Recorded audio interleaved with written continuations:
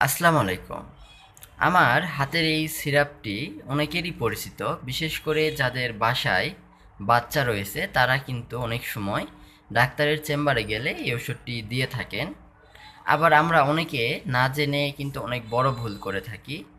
আমাদের বাচ্চাদের অসুখ হলে আমরা কিন্তু ফার্মেসিতে গিয়ে ডাক্তারের পরামর্শ ছাড়াই এই অ্যান্টিবায়োটিকটি কিনে খাওয়াই। এটি মূলত অ্যাজিথ্রোমাইসিন গ্রুপের একটি অ্যান্টিবায়োটিক। স্কয়ার কোম্পানিতে জিম্যাক্স নামে পাওয়া যায়। বিভিন্ন সাইজের বোতল রয়েছে, বিভিন্ন কোম্পানির বিভিন্ন নামে পাওয়া যায়।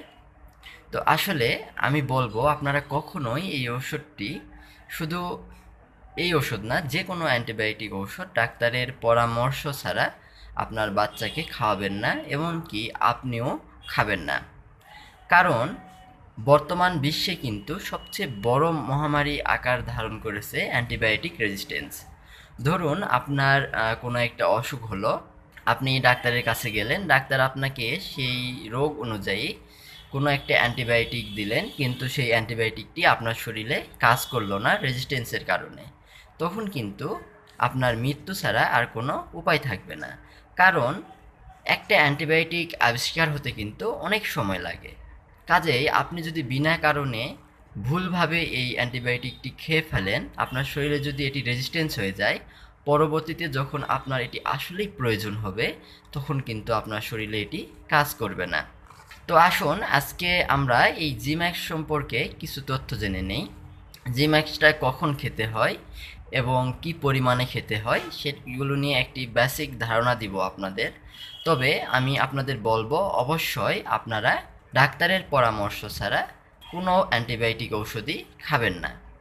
এবার আসুন আমরা অ্যাজিথ্রোমাইসিনের ব্যবহার সম্পর্কে জানি। এটি কিন্তু সাধারণত জীবাণুঘটিত সংক্রমণে দেওয়া হয়ে থাকে।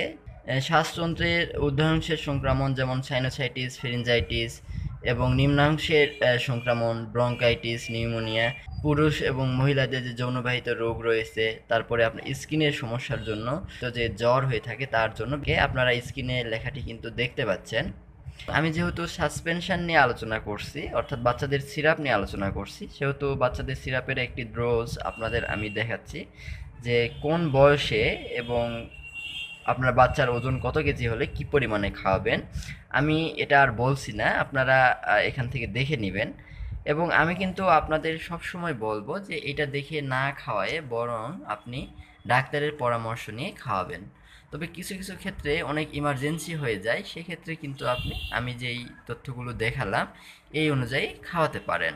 তো সকলে ভালো থাকবেন, সুস্থ থাকবেন, এবং পরবর্তীতে কোন ওষুধ নিয়ে ভিডিও করলে আপনাদের উপকারে আসবে অবশ্যই কমেন্ট করে জানাবেন। ধন্যবাদ সবাইকে।